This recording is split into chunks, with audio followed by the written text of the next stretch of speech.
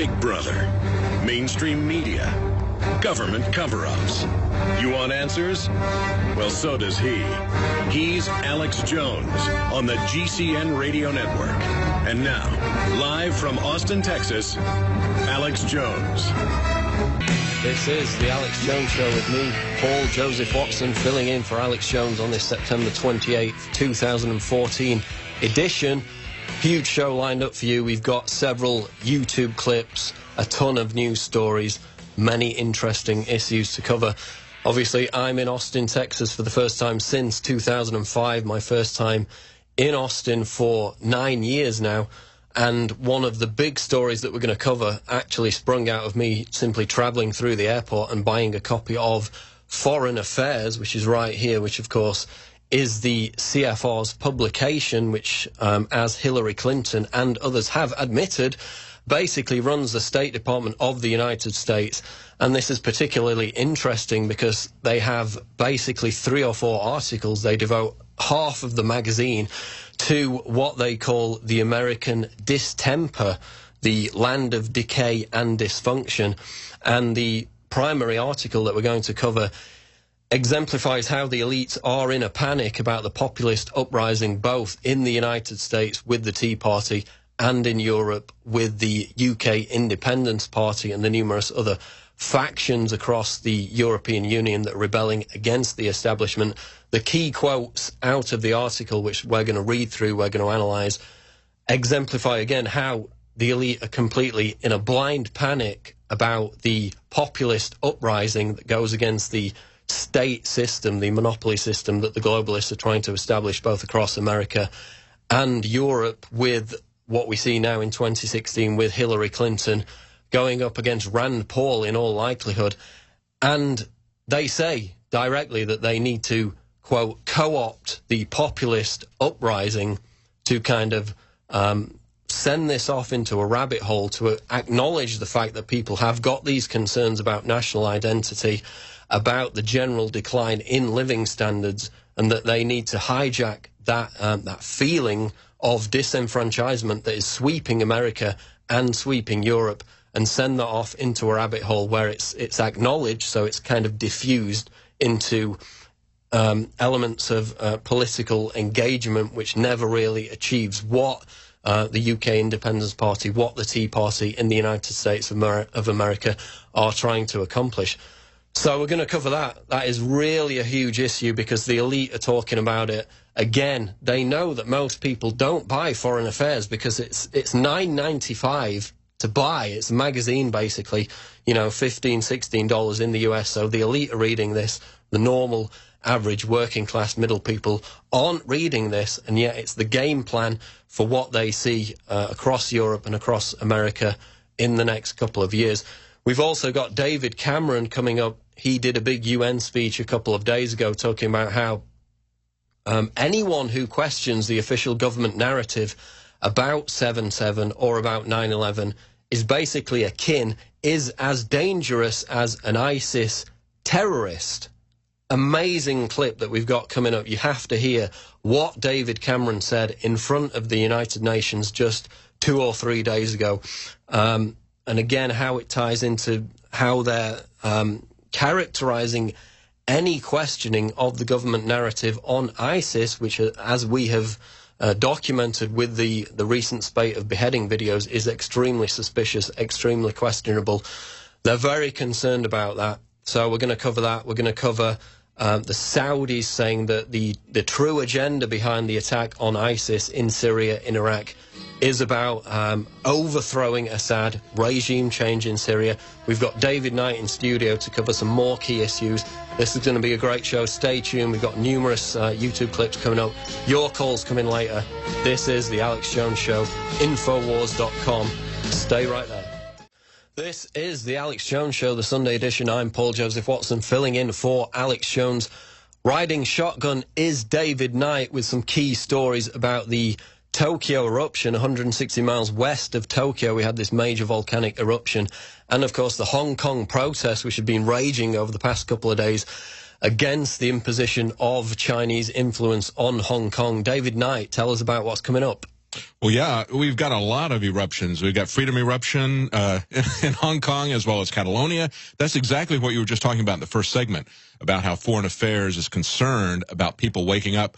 When we see the independence movements and the desire for people to have more say-so about government, to have more input into what's going to be done in their lives, we see that in Hong Kong, Beijing is saying they want to vet all the political candidates for their elections. So they're saying basically, you can have the elections. We're just going to pick which candidates you can choose from. Now, they do that in the United States and the UK, but they're a lot more subtle about it.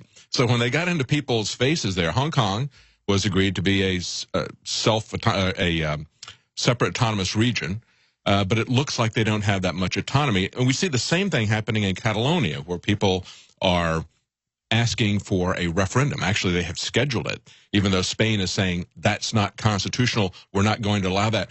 The position of the Spanish government is really pretty amazing if you stop and think about it. Unlike the Scottish referendum that they just had in the UK, they're saying that all of Spain needs to vote on this referendum as to whether or not the Catalonians will be allowed to leave or not. So it'd be like saying, no, we're not going to have that election unless England and Wales and everybody else gets to vote on that. And actually, Catalonia has been a separate area for quite some time culturally, linguistically. Yeah. It's a very vital economic region. They believe that they can go it on their own, just like a lot of people in Texas believe we could go it on our own if given half a chance. So it's going to be interesting to see what happens. That's going to be coming up right after our elections. And what changed was yesterday, the prime minister there, I believe is his title, Artur Mas, said he scheduled the referendum after the parliament overwhelmingly said that they wanted to give a referendum out. But, of course, the Spanish government is saying that's not going to happen. But there's a lot of violence in Hong Kong. These peaceful protests have now turned into clashes with the police. They've had 34 people injured there. And then, of course, in Japan, there was a volcanic eruption yesterday. The interesting thing about this, and, of course, Paul, I've been on vacation. I was up in Yellowstone, so I spent the last couple of weeks walking around on top of a giant volcano, the largest one on Earth, which is very brave.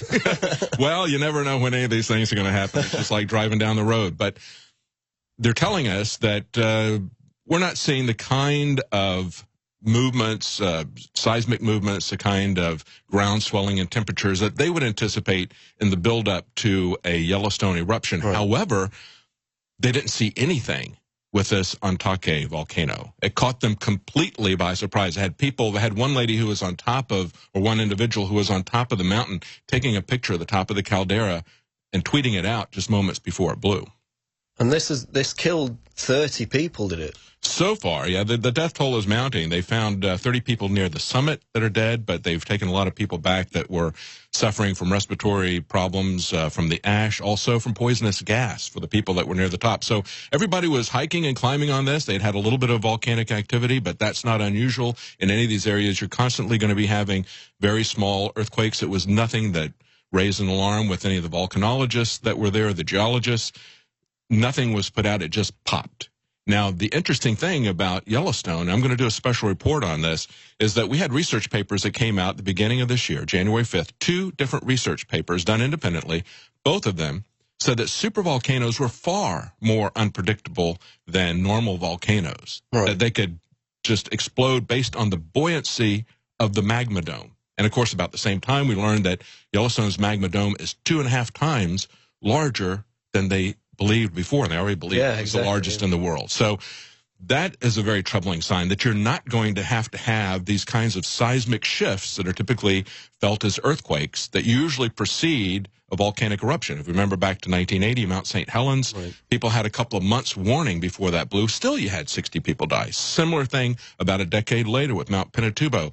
About 900 people died. Even though they had evacuated tens of thousands of people, they were still surprised by the magnitude of the earthquake. And, of course, they can't predict the timing, but they did have a lot of warning with that earthquake as well. This one in Japan today, no warning whatsoever. It just popped.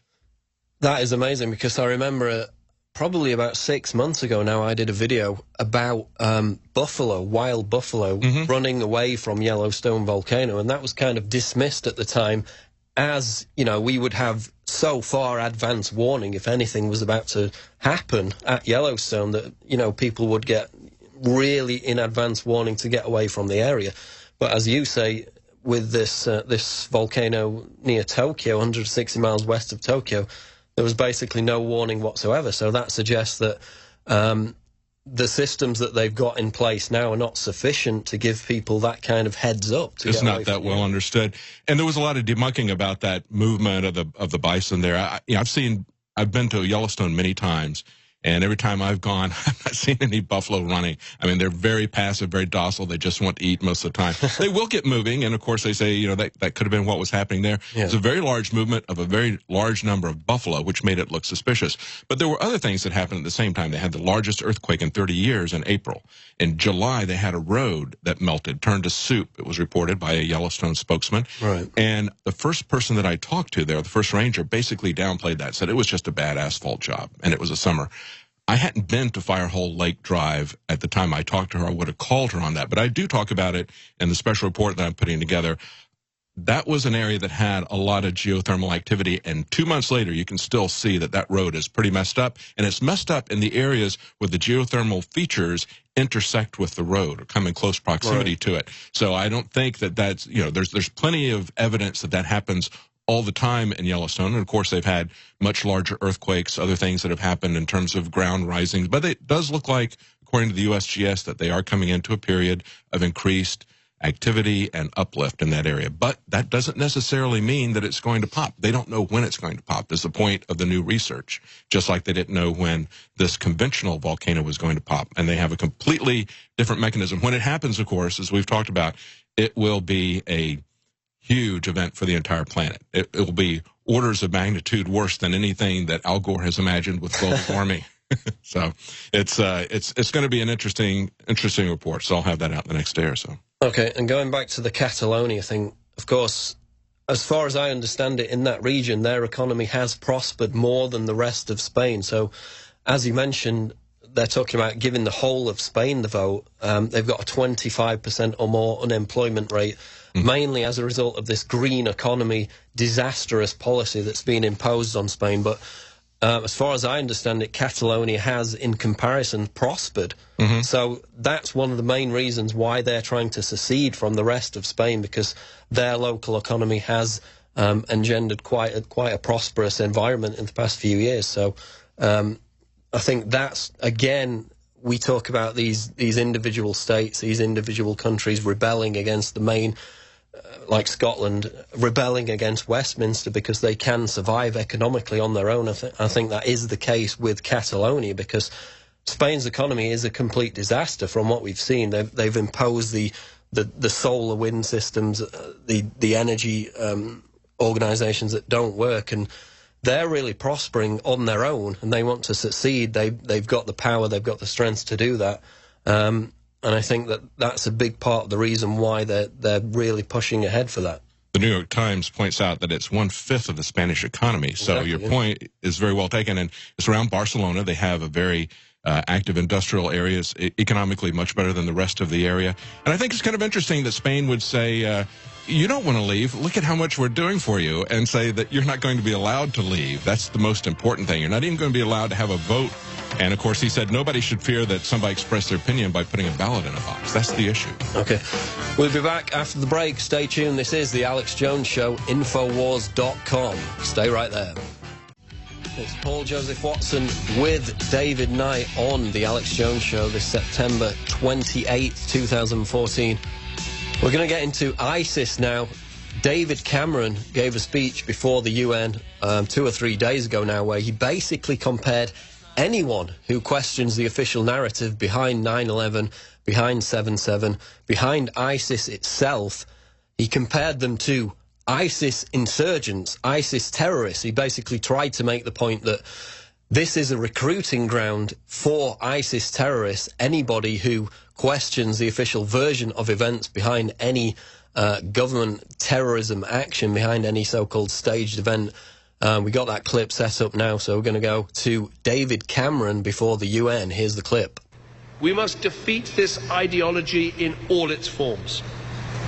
As evidence emerges about the backgrounds of those convicted of terrorist offences, it is clear that many of them were initially influenced by preachers who claim not to encourage violence, but whose worldview can be used as a justification for it. We know this worldview, the peddling of lies, that 9/11 was somehow a Jewish plot, or that the 7/7 London attacks were staged. The idea that Muslims are persecuted all over the world as a deliberate act of Western policy. The concept of an inevitable clash of civilizations. We must be clear, to defeat the ideology of extremism, we need to deal with all forms of extremism, not just violent extremism. For governments, there are some obvious ways we can do this. We must ban preachers of hate from coming to our countries.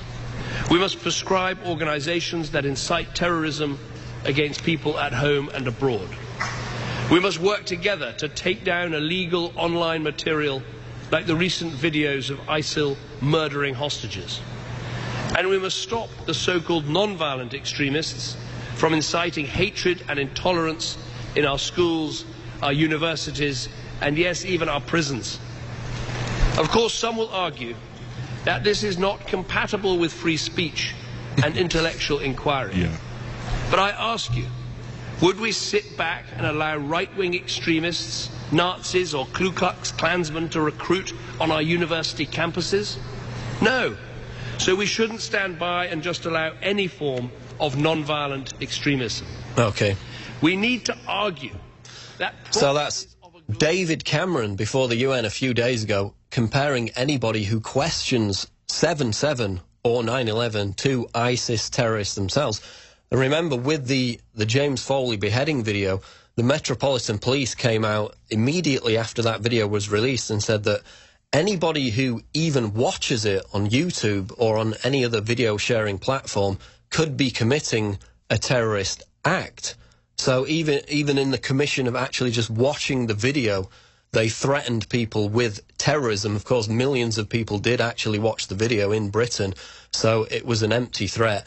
But for him to actually make that comparison, and remember, you know, back in 2001, we had George Bush, here's the article out of Daily Mail, Met Police warn people that viewing extremist material may be a terror offence. Simply watching a video on YouTube could be an act of terrorism, which, as I made the point in the video about the James Foley beheading, which got 900,000 views on YouTube, they don't want people to see this, because if you actually watch the beheading videos, and this is why a lot of questions have circulated, indeed from within the Metropolitan Police itself, they had private investigators come out and say that the James Foley beheading video was, quote, staged. He may have been killed off camera later on, but the beheading video itself was not a graphic portrayal of him being killed. They're afraid of people asking questions about this, and especially with the other American Sotloff being beheaded since, the British hostage being beheaded after that. They don't want people actually digging into this. But the fact that he even came out and said that, and then you can trace it back to 2001, where Bush said, we must not tolerate outrageous conspiracy theories about 9/11. We see this theme running through the so-called demonization of anybody who even dares to ask questions about the narrative that is being pushed to justify US military intervention in the Middle East. Even with the David Haines video, the most recent British hostage, he kind of came out and said, this is the truth about ISIS. He was representing ISIS. He sounded like the, quote, conspiracy theorist that David Cameron was talking about in that video. So they're trying to correlate ISIS propaganda with so-called truther propaganda, or basically anyone who questions the official narrative. And it's downright creepy. David Knight, what do you think after watching that clip of David Cameron? Well, Paul, as we're doing it, of course, he says many people are going to say that this is going to impinge on free speech. Well, quite obviously it is. He's throwing that out there because he knows that it's going to impinge on free speech. He's talking about things like web censorship. He says we need to defeat the ideology of extremism. Now, that can be anything that he doesn't like, okay? He's saying not just violence, but we need to defeat an ideology. In other words, we need to ban and censor ideologies. Who is he to pick what ideologies are going to be censored? And we've already seen with hate laws that they always use that against anybody that they wish. They can use it against Christians if they want. If they're talking about abortion, they can say that that's a hateful speech or whatever. That is something that can be, that's malleable, that the leaders can use in any way that they want. And I'm reminded of these pronouncements at the very beginning of this. It was the beginning of September. We had the guy who's now running for Senate in Massachusetts. Well, he was in Massachusetts. Now he's running in New Hampshire, Brown. And I did a video on it, the centerfold senator, because basically he was saying that we've got 300 people, Americans, abroad fighting with ISIS, and we need to be able to revoke their citizenship.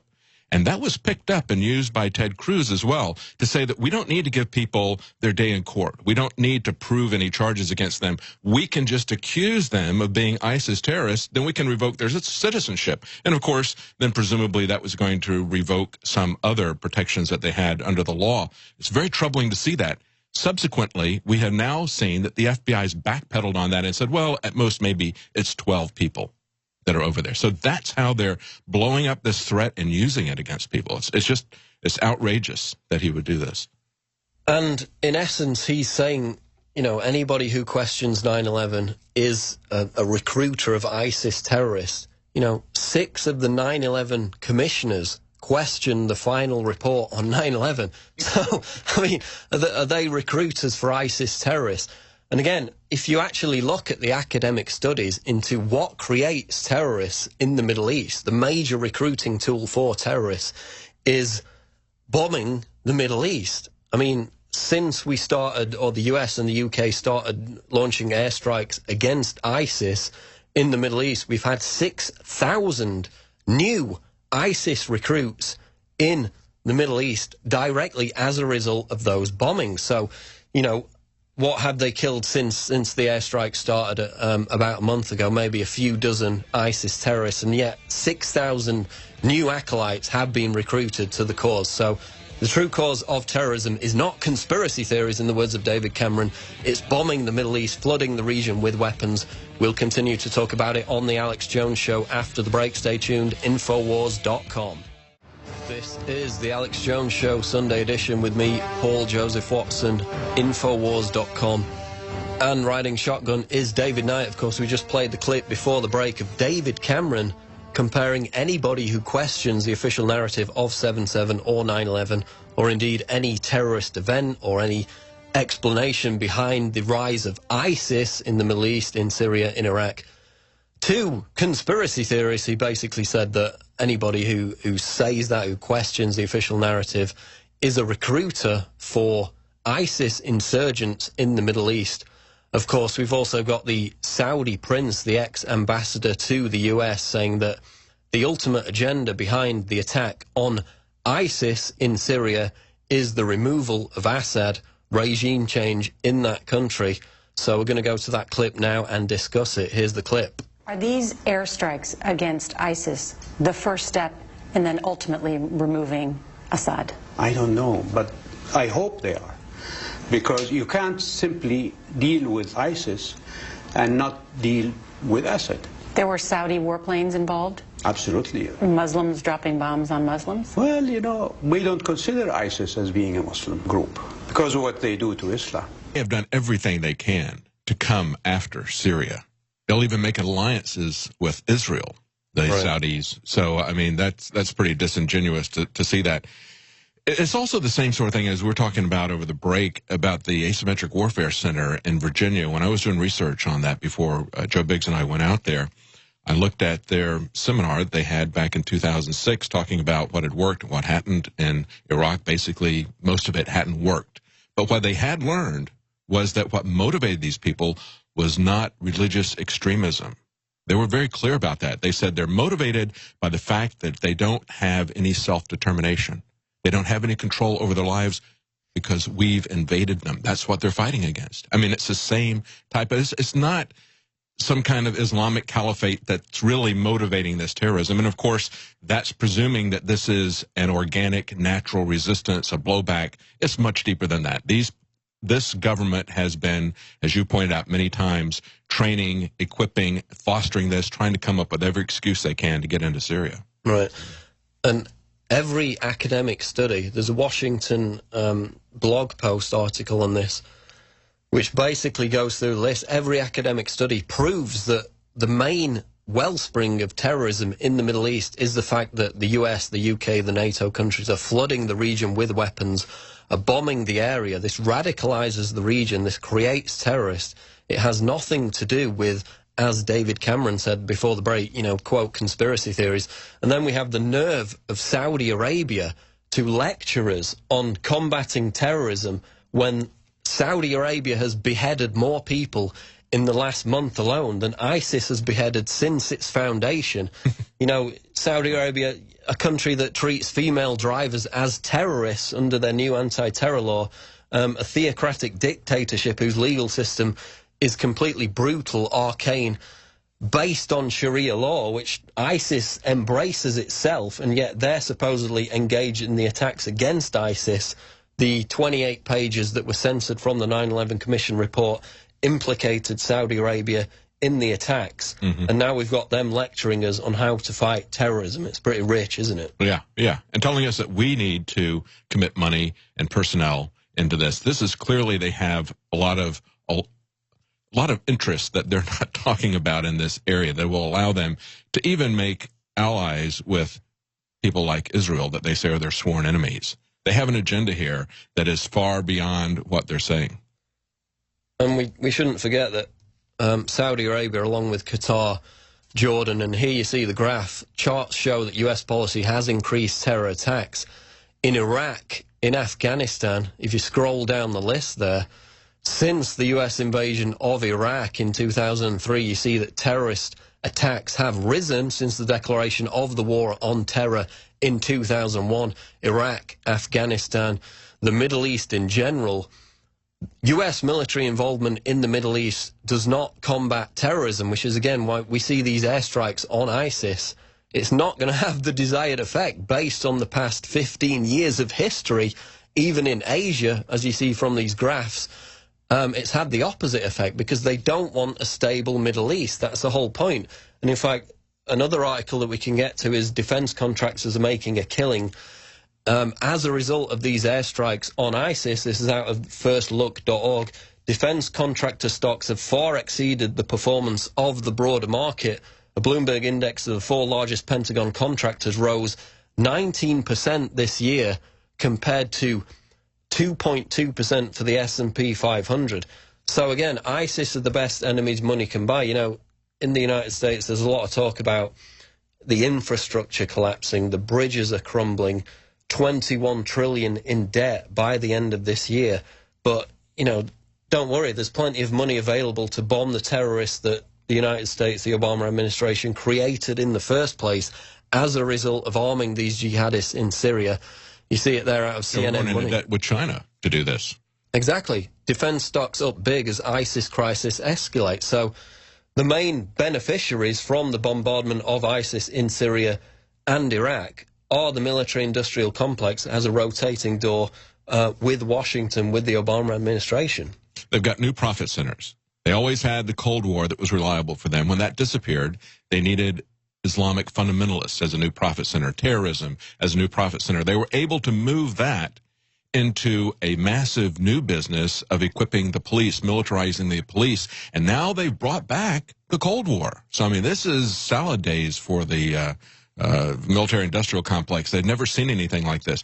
And I just want to point out, too, just as they said in Foreign Affairs magazine, just as the Asymmetric Warfare Center said, blowback is a real phenomenon in these areas, and it's when they go in and take away these people's self-determination that they then start, that makes them recruitable for these different groups.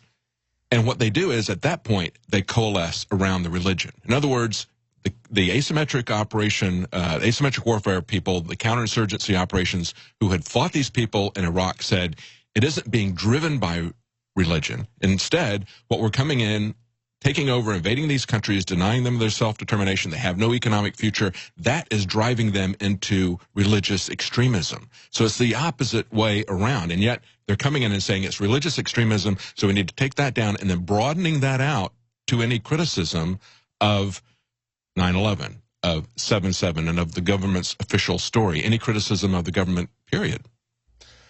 Exactly, and then we have Obama on CBS. We're going to get to his comments after the break, but he basically acknowledged that the growth of ISIS or ISIL in the Middle East, in Syria and Iraq, was directly as a result of the destabilization of Syria. Of course, what he didn't say were the causes, were the influences that led to the destabilization of Syria, which was the arming of the so-called moderate rebels. We'll get to that after the break. The Alex Jones Show. Stay tuned, Infowars.com.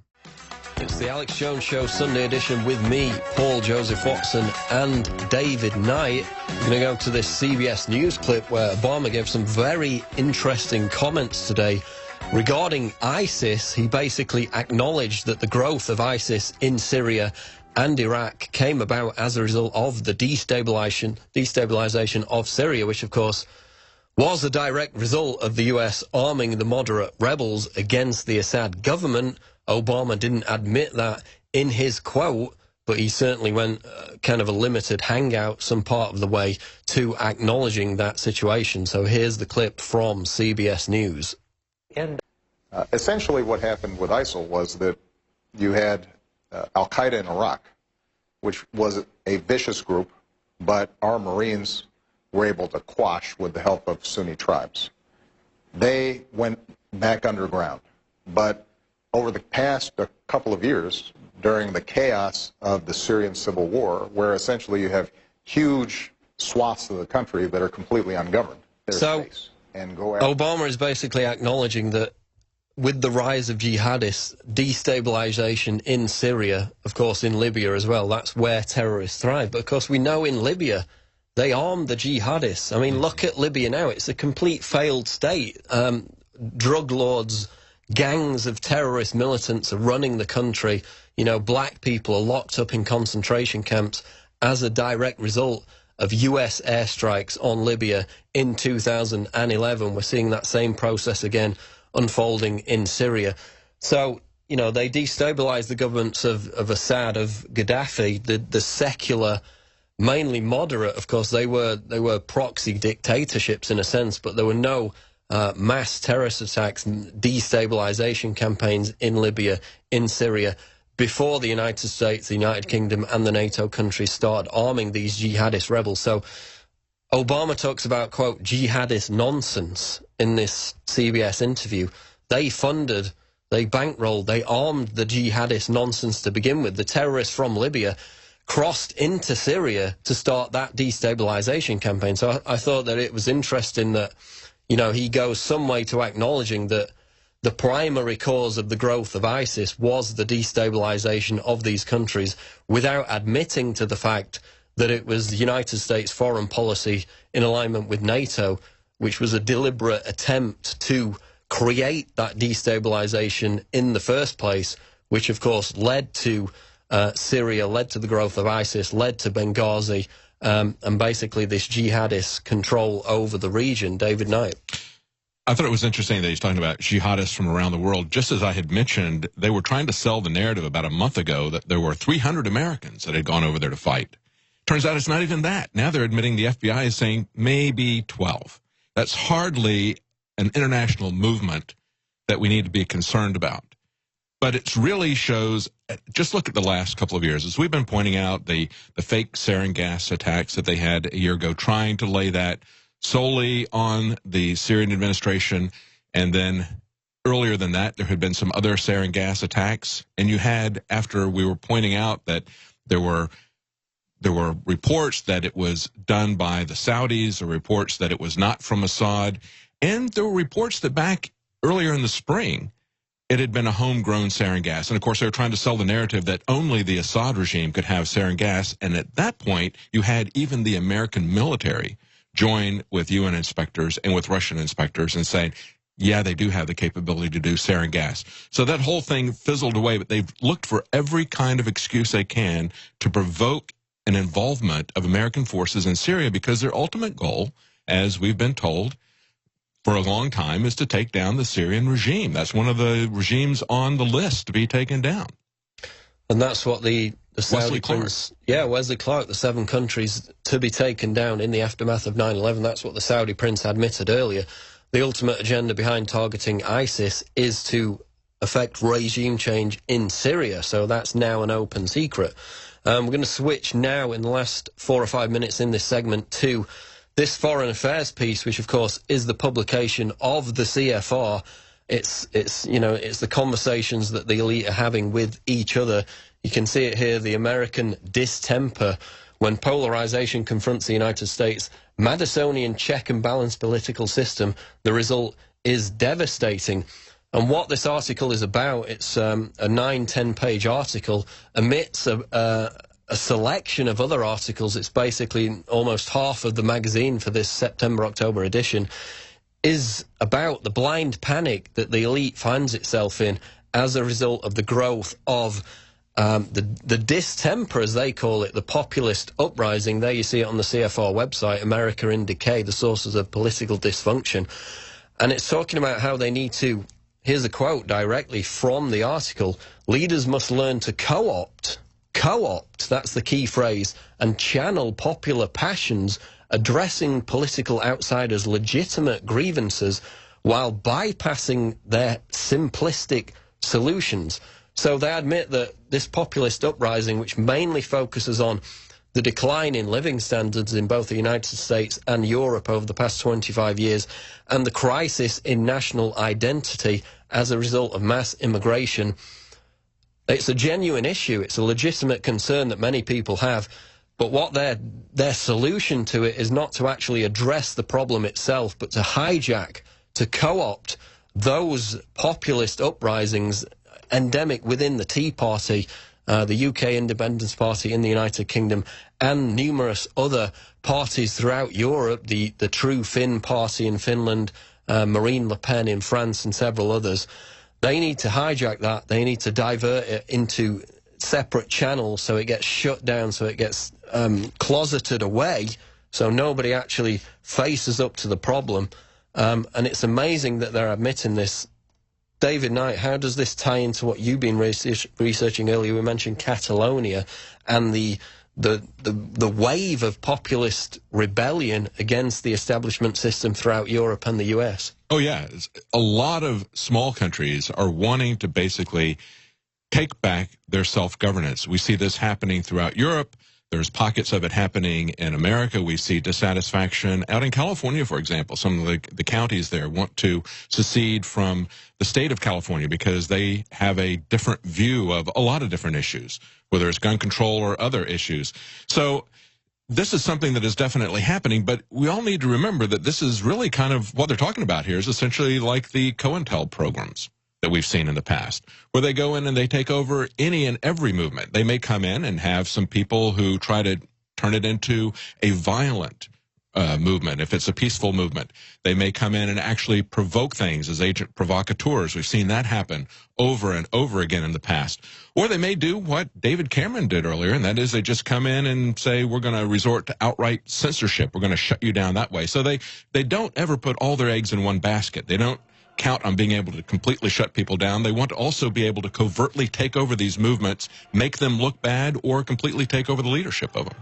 We'll get into it more after the break. We're going to take your calls, 877-789-2539. That's 877-789-2539.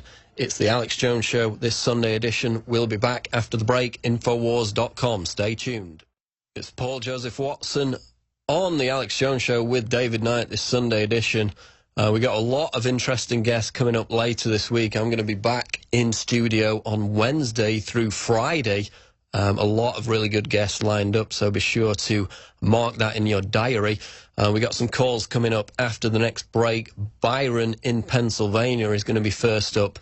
But for the moment, we're talking about this Foreign Affairs article, which is, of course, the CFR's publication. Basically, the CFR runs the State Department in the United States, as Hillary Clinton admitted.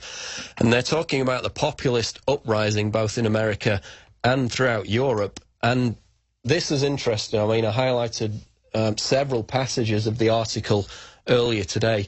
Here's a quote. And yet, when most Westerners hear the word democracy today, what they picture is a political atmosphere that is respectful, predictable, and a little staid, a system in which a small number of long-standing political parties alternate in government on a semi-regular basis, resulting in reasonably moderate changes to public policy. So basically, that is the CFR admitting their agenda to keep the two-party monopoly in place, both in the United States with the Republicans and the Democrats, and in the UK with the Tories and the Labour Party. The threat to that system in the UK is the UK Independence Party, and of course the Tea Party sentiment rising in some factions of the Republican Party in the United States. And basically in this article, they admit that, I mean, here's another quote. This you really need to get a hold of this if you can get your hands on the magazine. Quote, "To harness the passion of the populace to the cause of reinvigorating governance, but without helping them kindle the flames of an anti-democratic revolt." So they're admitting they need to harness the power of the populist uprising to reinforce the power of the state, which of course runs completely opposite to the goal of this populist uprising, which is to work towards smaller government, towards anti-statist objectives. So the fact that they're talking about, you know, co-opting this movement to increase the power of the state, and later they talk about wealth redistribution, is absolutely amazing that it's so brazen in the CFR's own publication. David Knight, your comments on this? We've already seen that, Paul. We've seen it with both the Tea Party as well as with the Occupy movement, that both of the mainstream political parties have moved in to co-opt those movements, to take them over. They're born out of frustration, fundamentally, both of them, with the banking system and the abuses of the central banks and the very large, powerful banks that are too big to jail, as Eric Holder put it. That was the initial movement of the Tea Party, where they came out, by some people's account, 500,000 people went to Washington to protest the banker bailouts. And of course, the left's Occupy movement is also upset about what the bankers are doing. So what they do is both parties try to co-opt that. Both parties try to shut that down. The Republicans don't want to see Tea Party candidates elected. They've got their own mainstream candidates who, very much like the situation in Hong Kong, are vetted by the elitists. China wants to vet any candidate that appears on the ballot in Hong Kong. That's why you've got thousands of students protesting, and that's now turned into a violent protest, whether that was started by agent provocateurs or whether it was started by the police or whether it was just some hotheads, who knows? Because we've seen that happen as well. We've seen agent provocateurs in COINTEL programs.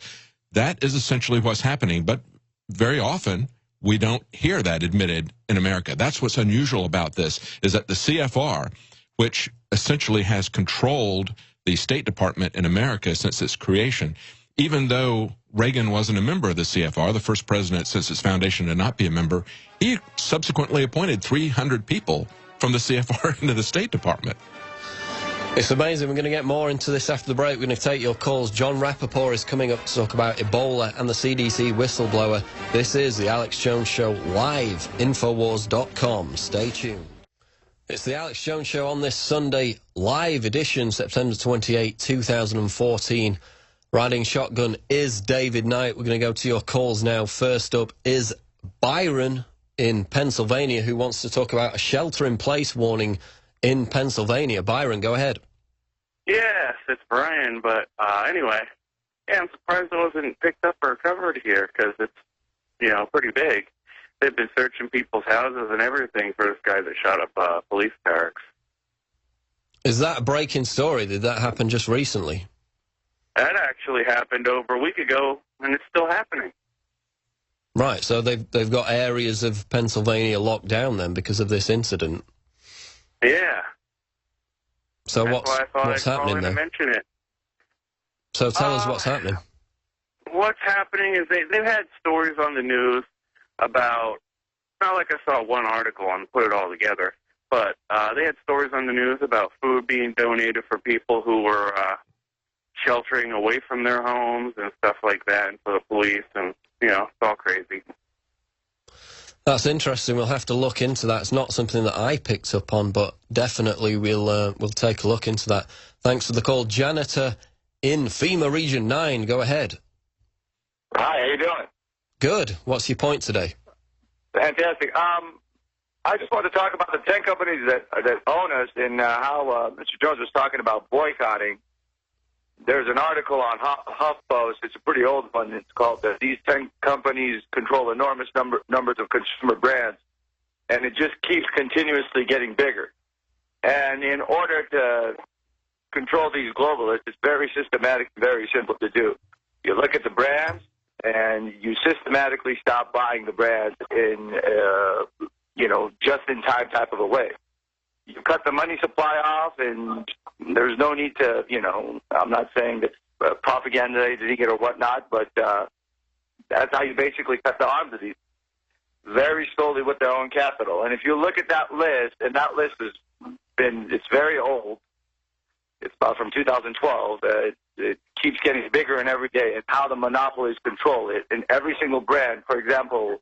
So what are the top 2 companies on the list? It's Procter & Gamble, Unilever, Johnson & Johnson. Procter & Gamble owns Lacoste perfumes. I mean, you just have to. You can't buy Coca-Cola at Pizza Hut because Pepsi owns it. So it's very systematic, and do you think, if you go about it, so David, do you think that the power of boycotting companies still has influence in the modern era? Well, I guess my first reaction would be that if this is a couple of years old, it's probably not 10 companies now, it's maybe 8 or 7 because they keep consolidating. But yeah, I think it's very important not just to boycott, but I think it's positive to do it's good to do something positive, and that is to support local businesses. When all you do is trade with the chains and all of your neighbors' small businesses go out of business, and I used to have a small business. So it's important for people to support those who are starting, who take the risk to be an entrepreneur in their local area. Support those people because they're going to be spending money in your area too. So, try to build that local economy. It's one of the things I like here about Austin is that it's one of the few places that I've lived where there's actually viable mid-level restaurant businesses. There was an article that was up on Drudge recently about how this one famous chef was saying that Obama was, with his increased regulation and with competition from major chains, they were squeezing out all the mid-level restaurants. So you had nothing but really high-end restaurants that were locally owned and national chains, and that was about it. So, yeah, support your local businesses because that's going to help you in the long run. It may look like it's cheaper to go out and buy something from a big box store, but ultimately it's going to reverberate back in your own community. Julio in Wyoming, you're on the air. Go ahead. Do we have Julio? I think he's on. Am I there, Paul? Yeah, go ahead.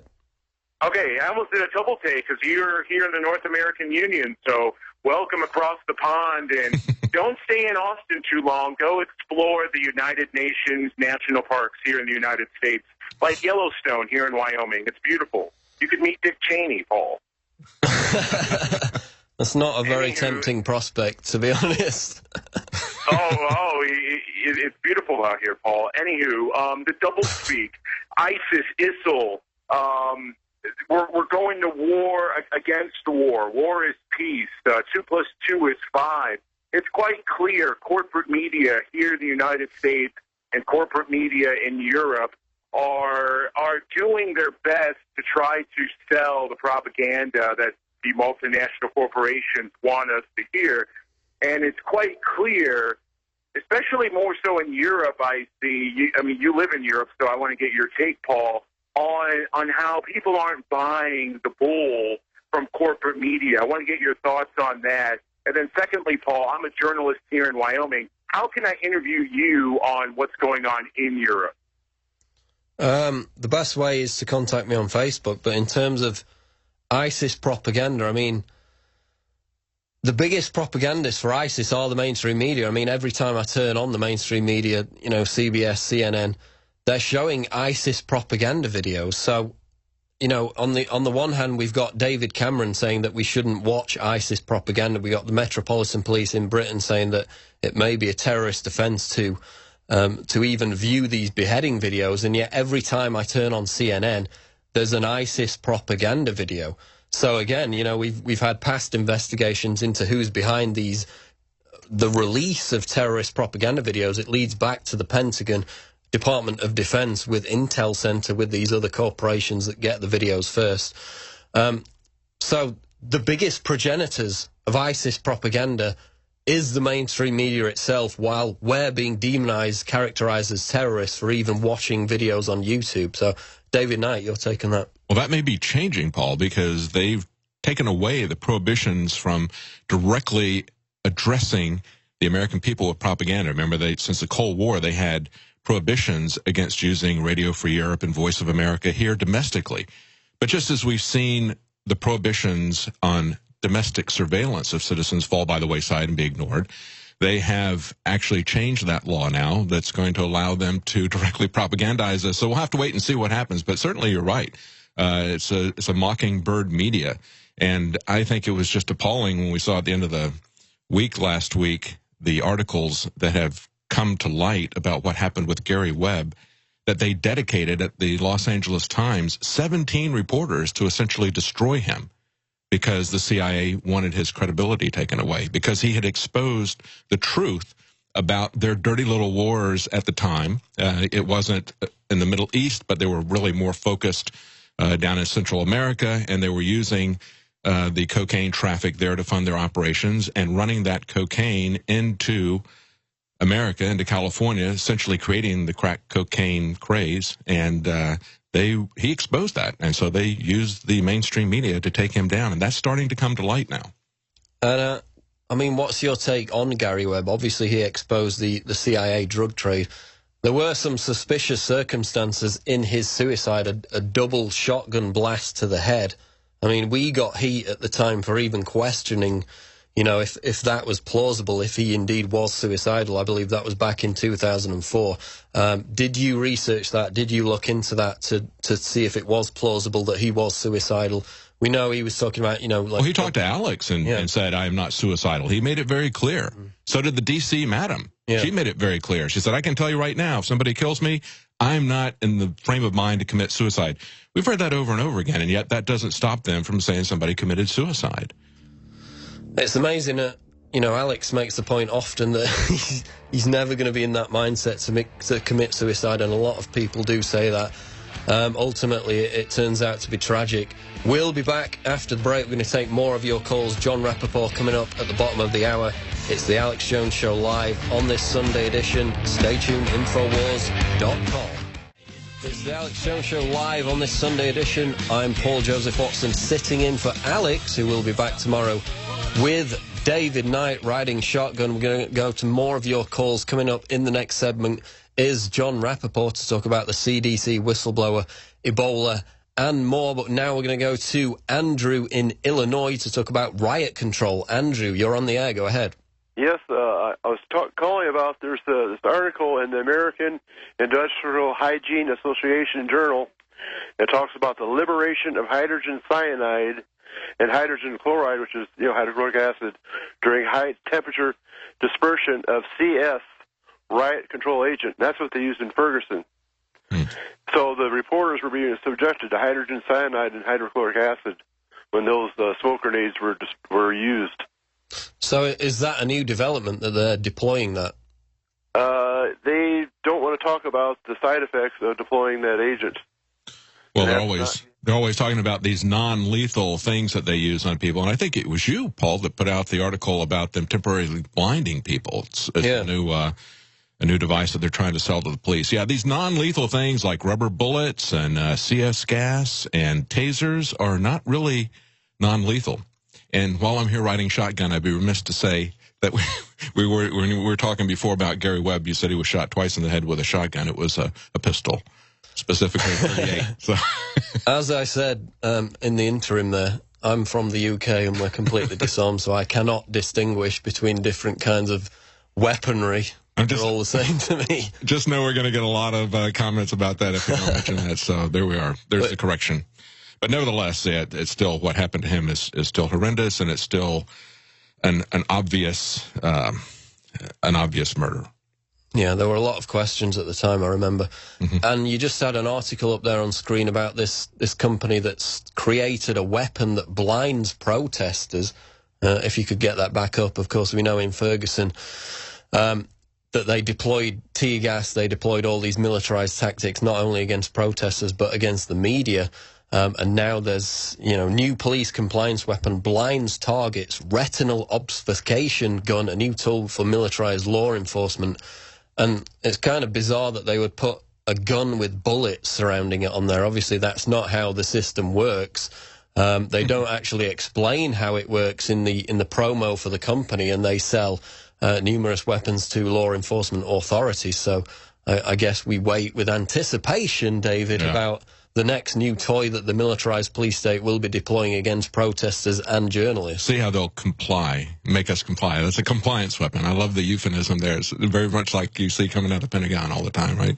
It's pain compliance. I think they used a similar term in the promo for the new weapon that they've got coming out, I believe, in December. Pain compliance, which again is basically torture. That's how they enact their new measures in the new militarized police state in America. And in fact, since I've been in Austin, I've noticed that basically you live in an occupied city. There are police officers on every corner. In Britain, for example, there's an argument for what we call bobbies on the beat, but generally it's like a couple of police dispersed throughout several different areas of the city of London. But here, it seems like, David, there are a phalanx of cops, of law enforcement authorities, almost on every single street corner. It seems like an occupied zone in Austin. You're probably downtown around 6th Street. Exactly, That definitely is an occupied zone. When I went to England in the 80s, I was struck by how they actually did at that time have police walking beats, and that was, I thought, a very healthy thing. When I went back 20 years later, they were pretty much starting to get into cars like the American police here, and that means that they're not really doing anything to protect the citizens. Instead, they're really kind of looking for traffic violations and other things like that. That really focuses them on a completely different perspective.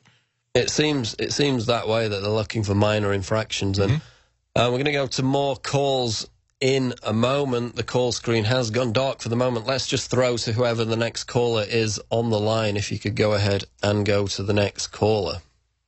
Who have we got on the air? This is Indigo Kid. Indigo Kid, go ahead.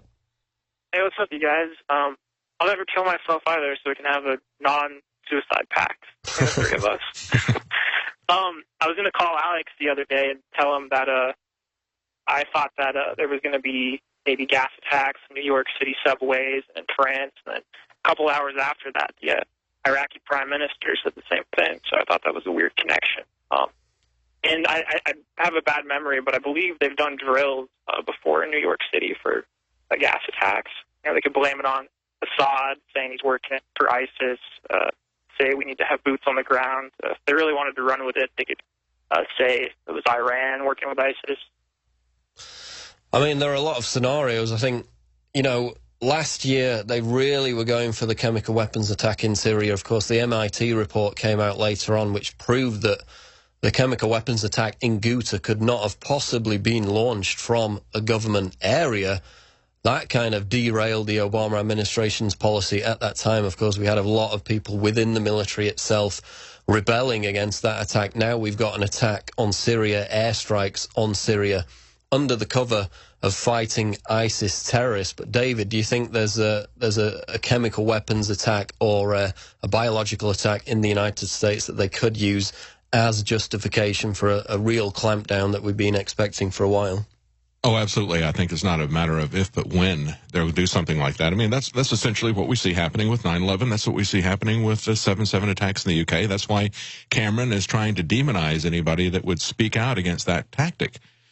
False flag tactics are something that every government has used, and it's a very well-known tactic. It's even now becoming a very common plot device in virtually all the movies. So it's a difficult thing for them to pull off, but they still can because they control the media. They control the narrative, and the media, once access to them, will do whatever they say, essentially. So that's, we've had Operation Mockingbird, the CIA controlling the press, as we mentioned earlier. That's how we got onto Gary Webb. The fact that they would have 17 journalists dedicated to destroy his credibility because of what he had revealed about the CIA's drug operations. That's a very telling sign. So, yes, they can do that, and certainly Alex has been fearful of that and talking about how he felt that was something that was impending. And, of course, we had the Oklahoma beheading a couple of days ago, linked again to Anwar al-Awlaki, who, of course, dined at the Pentagon 3 months after 9/11, having been the mastermind behind the 9/11 hijackers who flew the plane into the Pentagon. So we can cover that later with the ties between al-Awlaki and the other patsies in the United States that have been behind domestic terror plots, and question whether the Oklahoma beheading was one of those. But we got John Rappoport coming up to talk about Ebola, the CDC whistleblower, and autism. This is the Alex Jones Show live, Infowars.com. Stay tuned. Paul Joseph Watson with Infowars.com, David Knight riding shotgun. We're still trying to get John Rappoport on the line, but in the meantime, we're going to go to more of your calls, and we've got Patricia in Arizona. Go ahead, Patricia. Hi, Paul. It's good to talk to you. I actually called to thank you because I really feel that your contribution during the Massachusetts the race, you know what I get on here now, I can't talk. The Boston bombings. The Boston bombing was instrumental in turning back their whole narrative. Between your contribution and Alex's evaluation of the situation, if you hadn't found those pictures, though, this could have been a whole different scenario. I really believe that, because they had just announced that they had found the bomber. They had escorted the press into that hotel, and then once Alex was talking about, oh, look at this, oh, that's who they're going to make the patsy and all this, why within 5 minutes they said there was a bomb scare there. They escorted all the press out, and then a van pulled up right in front of the front door there. They loaded some people in there, and they drove away, and then they said, no, that's not what was happening here. And I really always felt like the two were quite connected. Well, I mean, it was amazing at the time to illustrate just the impact that we were having, and, you know, other alternative media outlets. For one day, immediately after the Boston bombings, Infowars.com got more traffic than the Drudge Report, which if you realise how huge the Drudge Report really is, you know, it drives more traffic to websites than Facebook and Twitter combined. And for one day, we were above the Drudge Report, which again is a huge honour, given the magnitude, the importance of what the Drudge Report represents, which again shows you how intensely locked in people were to following this narrative with the Boston bombings. And of course now we have this recent beheading in Oklahoma, which has been linked back to the mosque at which one of the alleged Boston bombers attended. David Knight, your take on it was kind of surreal when that was all happening. I remember one incident in particular when they arrested the Tsarnaev brothers and showed those photographs of them, and Leanne got it on the news right away and said, that backpack doesn't look like the backpacks, doesn't look anything at all like the backpacks that they had before. And within a few minutes, it was about 20 minutes, CNN had a former FBI agent, and they set up a little dog and pony show to say, look, they could have put a backpack inside of another backpack and pulled it out. I mean, they basically reacted to that with a really patently absurd explanation. If they were going to try to disguise the backpacks, then why didn't the older brother have a darker why didn't he have a different color backpack instead of a darker backpack? I mean, it didn't make any sense. But it was interesting to see that kind of back and forth, and that wasn't the only incident. That's just one that I remember very well. It really did have a big effect. I believe that they really were setting this up to blame it on some kind of anti-government patriot straw man that they had created. And what was amazing was they arrested one of the Tsarnaev brother that later died, allegedly, you know, during the manhunt for him. They arrested this man, a so-called arrest of a naked man, later allegedly released. But if you actually looked at the photos of this guy who was arrested, unscathed, unhurt during the manhunt for the Boston bombings, it was the Tsarnaev brother that later turned up dead. So and his aunt identified him as such, said that's my nephew. Yeah, that we talked to in Canada. Yeah, it was an amazing situation, but yeah, that's the kind of stuff we see here. It is kind of surreal at times, isn't it? Amazing. We're going to go to Kyle in FEMA Region 4. Kyle, you're on the air. Go ahead. Paul, it's an honor, sir. How are you doing? Good. What's your question today or comment?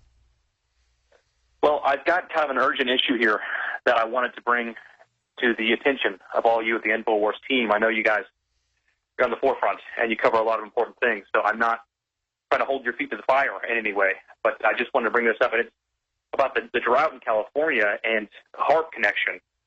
And I think this is really this has turned into a big sneak attack by the globalists that no one's really kind of putting together. There's a channel on YouTube. It's called the Rappoport. And it's a gentleman, he's a former meteorologist, and he has access to a lot of the Doppler radar kind of,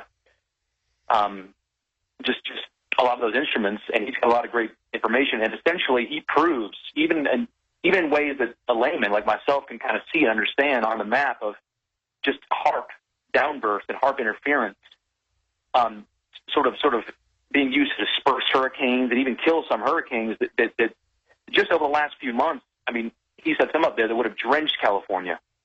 And so I think it might be time maybe to get Dr. Nick Begich on just to kind of get his take on it. I haven't heard from him in a while. And it's really just insane just when you think about it, because most of California right now is in a state of exponential drought, which is the highest possible drought on the scale. And it's just happened in a span of 3 years. And I live down here in the South, and, I mean, parts of Georgia have been in a drought, but, I mean, it's kind of taken like 10 years. And, I mean, usually for these severe droughts to happen, I mean, it takes a long time. And, I mean, this has just been in like the last 3 years that this drought in California has really popped up. And I think it's such a devastating sneak attack, Paul, just because, I mean, also, like, to show the sort of circumstantial evidence of possible meddling and this being a possible globalist operation, you've got UN delegates on CNBC already talking about how we might have to migrate people out of California. I mean, there's 38 million people in California. I mean, for all these, like, all the mayhem that could come out of this Ebola outcry and all the immigration stuff, I mean, if we've got things collapsing in California and people having to move, I mean, we're talking about forced relocation and possibly putting people in camps, and not to mention all the pressure that would put on food prices, because so much of our food comes from California. So this has a lot of implications. And here, one thing to Google, CNBC, July 31st, California drought, may have to migrate people. And they've got Lynn Wilson, who is on the UN climate change delegation, talking about how, they've had to move, people have moved out of areas in the past for drought, so they might have to move again. And so, I mean, I don't know. It just smells really bad. And again, I mean, I would recommend everyone go to the Rappoport channel on YouTube and just watch this guy. And he breaks it down clear as day, so even people that don't have meteorology degrees can understand that there's a lot going on. So have you guys heard anything about this? I haven't personally heard anything. I know there was a report back, I think it was 3 or 4 months ago, there was a report that HAARP had shut down, but then that was kind of countered, wasn't it, David, by other speculation that was a ruse. I mean, what have you learned? Well, it's not just HAARP. It's a lot of different things. I mean, going back to Vietnam, there was that meteorologist that was given a medal because of his work with weather by Lyndon Johnson. I can't call the guy's name. But just about a month and a half ago, there was a climate engineering conference in Europe. I can't remember, was it Berlin? I'm not sure. But they were talking about stratospheric aerosol injection, SAI, or some other scientists will talk about persistent contrails. We call them chemtrails, and there's ample evidence that that's being done as well. So there is climate engineering that is going on. There's no doubt about it. And yet they will go to these conferences and put it out there as a hypothetical possibility that they're looking at, when it in fact is something that they're already actively engaged in for whatever reason, whether it's to shift the rain patterns or whether it's to increase the albedo of the planet to make it more reflective so they don't get global warming, whatever their motivation is, or whatever they tell people their motivation is, and whether or not they tell us that they're actually doing it. I believe they're really doing it. There's ample evidence to show planes dropping out these chemicals. We've shown them on our website many times. There's also apps that people are social apps where people are taking pictures and reporting them together to show where there's hot spots of that. I think it's called Lookup is the app that's out there. And that's Ben Livingston back in the 60s with the weather weapons. Yeah. If you Google that's on YouTube, Alex's interview with Ben Livingston. Yes. We'll be back after the break to cover some final news stories and wrap up this edition of The Alex Jones Show. I'm Paul Joseph Watson. Stay tuned. We got John Rappoport on the line of NoMoreFakeNews.com, who, of course, needs no introduction. He's been on the show many times before. We feature his articles regularly at Infowars.com. We're going to ask him about the CDC whistleblower, the latest on that, and Ebola. John Rappoport, welcome to the show. Hey, good to be here, Paul. So, John, tell us the latest about the CDC whistleblower. Of course, this has been completely ignored by the mainstream media. Even I thought they would at least have to address it and try and dismiss it, but they seem to have blacklisted it entirely. So tell us the latest on the CDC whistleblower. And the actor Rob Schneider recently came out and basically got fired from his insurance company job for questioning the legitimacy of certain vaccines. So tell us the latest on Schneider and the CDC. Yes, well, as some people know by now, Rob Schneider, comedian, actor, was dropped from State Farm Insurance TV ads where he was, playing a part, and the ads had started to run, and all of a sudden they were dropped because he's made statements questioning the validity of vaccine information and vaccines. And so he was really put under the gun. I mean, they just dropped him, like a hot potato. And they issued some kind of garbled press release as to why. So this is flat-out censorship. I mean, in other words, he's not permitted in this landscape to make a statement questioning, criticizing vaccines. You can make all kinds of other statements criticizing this, that, and the other thing, but that's the holy grail of medicine. And, you get punished for it, and that's what happened to him. It's a commentary on the First Amendment and free speech in America these days that something like this would happen. As far as the CDC whistleblower goes, this is a man named William Thompson who came out of the shadows on August 27th and made a public statement through his lawyer that basically said he and his co-authors committed fraud, scientific fraud, in a 2004 study that was published, which said that the MMR vaccine had absolutely no connection to autism. And so this is an insider, a research scientist at the CDC for the last 15 years or so, who has said that he himself and others omitted vital data and basically committed fraud. The latest thing I have on this is that Thompson sent thousands of pages of documents to Congressman Bill Posey, Florida congressman, who is very receptive to information about vaccines beyond what the establishment tells us. And so Posey's staff is going through these now.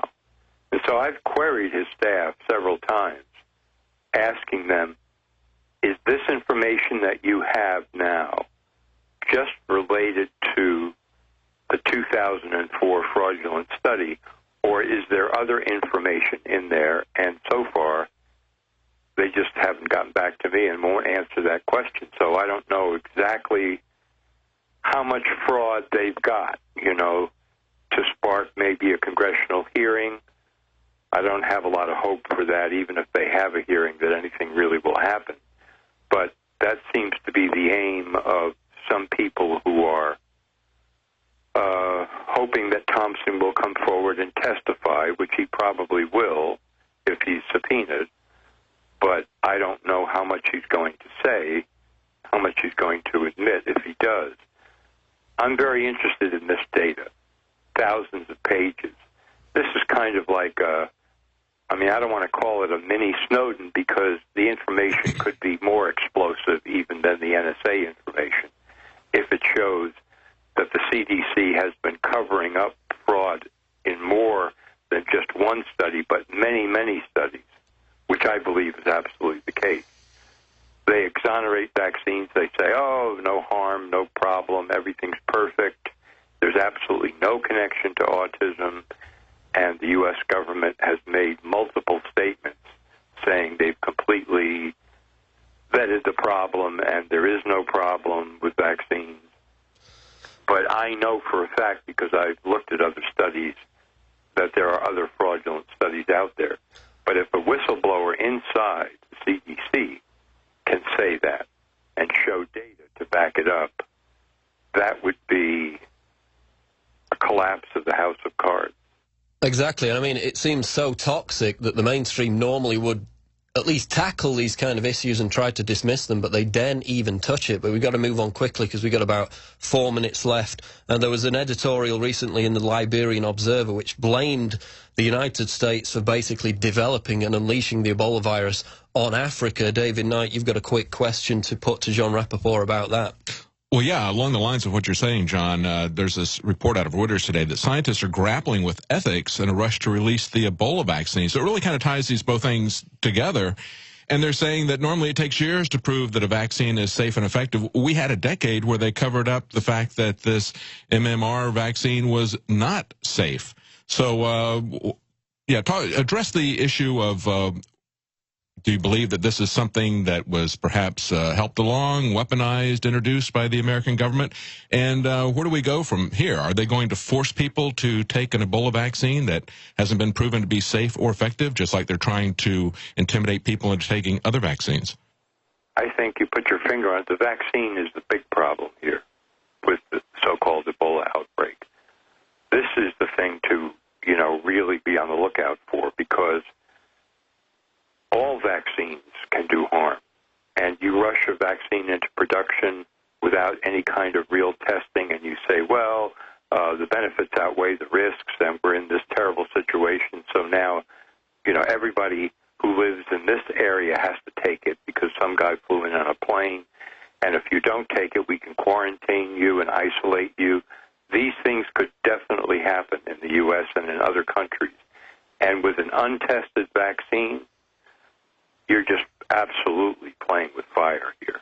So this is a big, big red flag. If this thing comes out and they say, well, okay, we've got a great vaccine now, and everybody should immediately take it, I think the absolute opposite is true. And, this is GlaxoSmithKline, which just last week the Chinese government found guilty of bribing doctors in China to the extent of 297 million pounds. That's about $500 million that they paid out to doctors to prescribe their products. I mean, are we supposed to just get rid of all the ethical concerns and give them a fast track to require mandatory vaccinations? Absolutely not. And one more quick fact here about these manufacturers. Julie Gerberding, who was the head of the CDC, during that period when Thompson and his co-authors committed fraud, she knew what was going on. She knew that this had been covered up because Thompson sent her a letter explaining, if you read between the lines, exactly what he had really found out that wasn't going to be published in the study.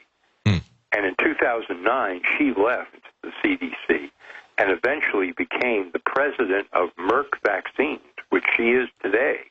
And they manufactured the MMR vaccine. I mean, so how much more explosive a story can you get than that? Yeah. And yet there's a total media blackout. Wow. So, John, do you think that Ebola in West Africa is a test run for some kind of engineered global pandemic? Is it a trial balloon? I think all these so-called epidemics have been test runs. Swine flu, bird flu, SARS, West Nile, this one now. And I think that in every case, what's really being projected here is vaccine, vaccine, vaccine, vaccine. That is the whole point of all of these. So I'm not particularly concerned unless I see some new evidence about the weaponizing element here of the virus. What I'm concerned about is that these are all ops in order to get people to take toxic vaccines, and that's really where the problem is for the rest of the world. And of course, we've got the CDC being very coy about potential Ebola cases in the United States. Do you think there's a potential that it could spread to Western Europe, to the United States? Well, I think what could happen is, and we don't really have time to go into this, but they could say that because the diagnostic tests that they use to decide if somebody has Ebola are so unreliable that they can be slanted in any direction that they want to. Okay, we're going to leave it there. That's going to wrap it up for the Sunday edition of the Alex Jones Show. John Rappoport, NoMoreFakeNews.com. Thanks for joining us. Monday show back tomorrow. Stay tuned.